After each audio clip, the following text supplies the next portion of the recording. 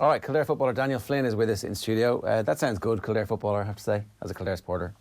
That's it. For a while there, it wasn't Kildare footballer, it was ex-Kildare footballer, or retired, or just having a break. We were just on a break, is that what it was? Chilled out Kildare football, we were on a break. It's complicated was the Facebook status. So welcome back. Thanks for having me here today, lads. Yeah. Why are you back as a matter of interest? What was the decision to come back and play football? Was it always part of your intention? No, it wasn't always part of the intention, no.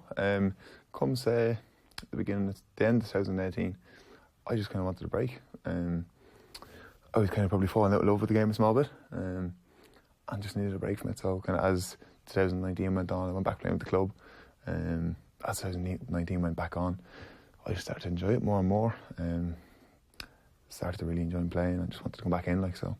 It's a bit mad from the outside because you were playing good football for Kildare at that stage. That's what everyone says, yeah. But it, like you're saying, it's complicated. Like, how would I best describe it? So, in 2018, all the games went really well, like you were saying. But it was more the stuff behind the scenes that was kind of getting on my nerves or annoying me. That I was starting to dread going to training, and it was becoming more of a chore. And kind of as the year went on and on, I was beginning to think I was going to become a negative influence, maybe. Right. On the team, and I didn't want that to happen. I needed a break for myself, so that's all it was. Is that the physical side of the training? Is it just is it a personality clash? Is it like you don't want to do this anymore? This has become too much of a time drain on your life? More time. There's no personality clash at all now, but definitely time. Like, I'm trying to balance everything and keep kind of all the balls in the air between college, trying to work part time, trying to train, and then try and have time for yourself. Yeah. But still see your family, still see your friends, and have that social sort of aspect. So you were like 22, 23 at that stage, were you? 25. Okay, you're right. 24, 25, I think. Right. So, old enough to have sense. Yeah, and to make the decision that this is the right thing for me to do. And that's what it was. It was the right decision for me to do. But it's hard to walk away from it. I think so, yeah. Especially with the year that we had. But that was it. It was the right thing to do. And although it wasn't easy, but I'm happy I did it now. Yeah. I have a great crawl. I'm really eager to get back playing. So it kind of served its purpose. Right. Does it feel like less of a thief on your personal time now, being back in with Kildare? At the minute it does, yeah, because I've had a refresher, like, so I've seen life without it. So I appreciate it that bit more now, which I think is only a good thing. And we haven't kind of picked up training that much in pre-season now. I think we're training maybe twice a week, 3-4 times a week between pitch and gym. So it's not that bad. It'll ramp up now come the start of the league, but yeah, we'll do it. I think it's good. It's not. I've also finished college, so I have a bit more structure to my life. So it's just work, make training. There's one sort of less thing to do. There's no exams, so it's definitely easier. What did life without it look like throughout last year? You went travelling for a while? I did, yeah. I did spend a couple of weeks abroad. That was good. Cleared my head. And then got back into it. Went over to America for a while. Good.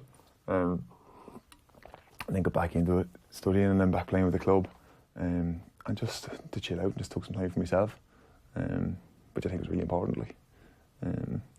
But perhaps it was a situation, maybe there was even elements that you didn't realise you needed a break from until you actually didn't have that burden on your shoulders throughout the summer, because I guess while 2018 was a really enjoyable summer, and on a personal note, I guess there was the responsibility of still being an inter-county footballer and a bit of pressure that comes with that as well, I guess. There will be, yeah.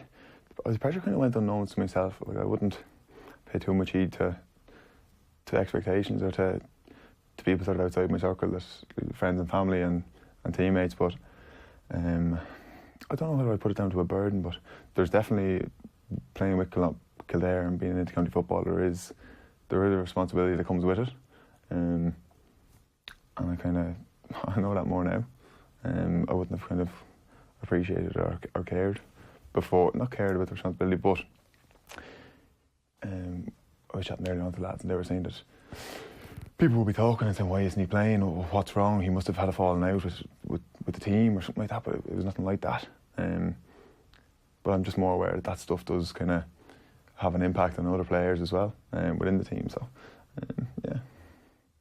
Like, is it a situation? It's interesting when you look at your kind of last 2 years, and I saw you speaking in the Irish Examiner last year saying how the Australian thing didn't work out purely on the basis of geography. That if you picked a different city or picked a team in a different place, things would have worked out very well. Which is kind of an interesting comment to make, that the things that matter outside of the pitch or outside of training or whatever it is are seriously important to you. That it was the way of life over there that perhaps didn't suit you properly. So I assumed that was something that you went in search of when you go to the United States earlier this year, that you go searching for something, whatever it is, that perhaps your life here in Ireland was missing, or is that too much of a leap? Oh, massive leap, no. Not even, it's just a break away. Okay, fair enough. I think everyone needs a break, everyone needs a holiday. Just to reset, really. Geez, I won't be jumping that far. But, yeah. What was Australia like? Australia was tough, I found, yeah. A great place. Like, I'd love to go back again now. Just to see it again. I miss the weather, I miss sort of the lifestyle. Yeah. But it was tough. I was young at the time, probably a bit naive when I came to life. So the football club took most of the thinking out of life. That was fine. Training, it was the evening time I found tough. You'd come home, socially you didn't really know that many people, so you were kind of left to your own devices. And that's where I struggled. I was on my own for long periods of time, or days off. Yeah, but it's impossible not to be naive. Like, that's the thing, you know, when you're that young and you're a million miles away, and the field's a million miles away, of course you're going to be naive. Like, I'm so happy I did it now. It was a great grounding for me, into a great lesson in life, and how to stand on your own feet and look after yourself. Yeah. And I've regrets about it too. About not making it in the traditional sense. Yeah, about not making it. Yeah. Like, it's a great achievement to have and all, but I think if I was a man to do things differently, I would have stayed at it and grinded it out. God knows what would have happened. It might have just been there for another couple of months, and then I mightn't have got another contract. But they're definitely that what if. But I'm really happy I did it. Yeah. Which bit of the what if? It's the decision to come home, or is it like? No, more the decision of when I was there. I was I never had too many goals about making the first team, and I was never that driven to make the first team. I was kind of happy to be there. And I was in a comfort zone when I was there. An element of that is due to age, I think. But I don't know, yeah. And could you tap yourself on the shoulder now and say, look, you need to go harder in the training session? Absolutely. Yeah. Yeah, absolutely. That would be sort of the biggest regret I'd have, is that I didn't take full advantage of it. But what do you do? Like, it's part of life. Like, you have to learn. Absolutely, it's part of life. But what you can do is then take that into the rest of your life and go, you know, when I'm in college, I'm going to actually make the most out of this, or when I'm in work, I'm going to make the most out of this.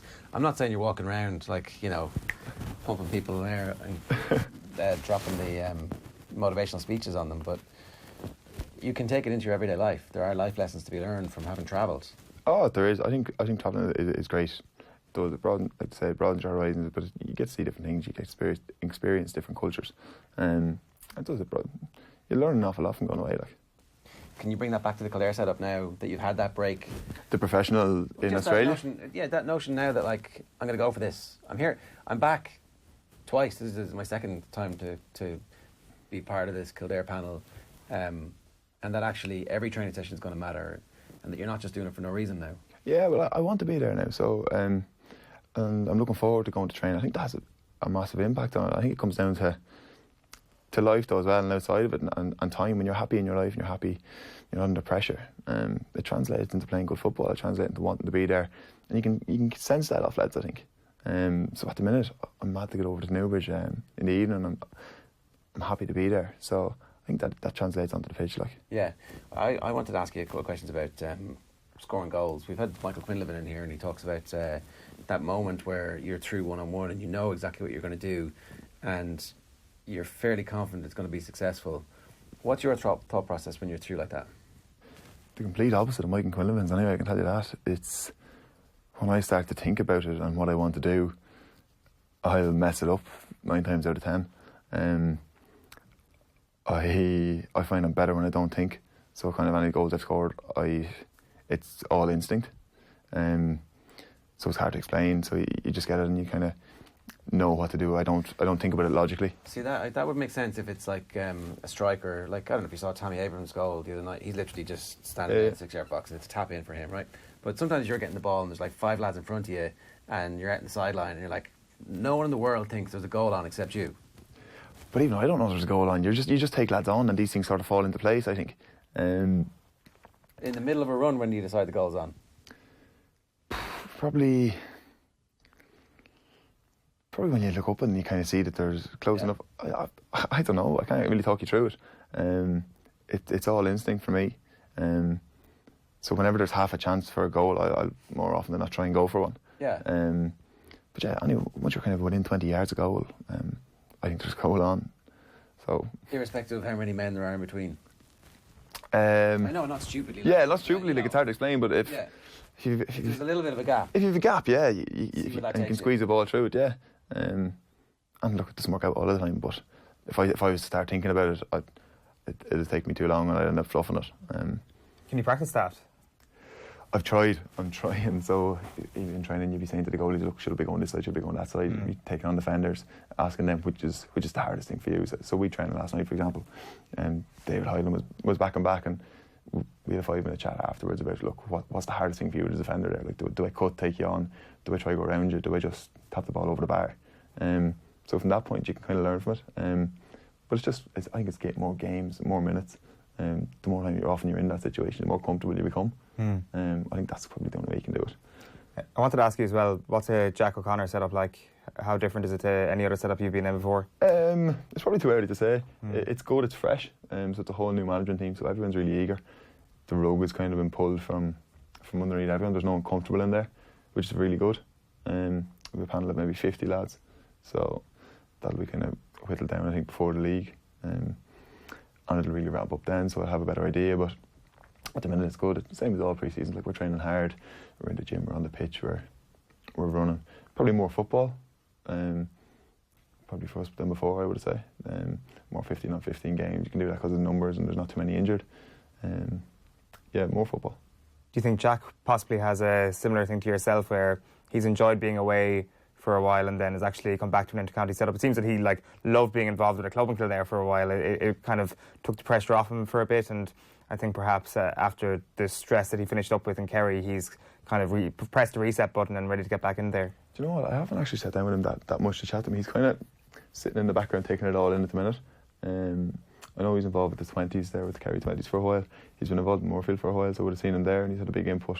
But I think after taking a break, you are fresher, like, definitely. It's only natural. That works for you as well, obviously. Absolutely. I think it works for everyone. All work and no play and all of that, you know. Yeah. Well, I hope you get plenty of play in this year. And plenty of game time too. That's the main thing for you. That's what you enjoy the most, right? Please God, yeah. It's the games now that I find the most enjoyable anyway. Well, listen, Daniel, thanks a million for joining us this morning. Cheers. No worries at all. Cheers.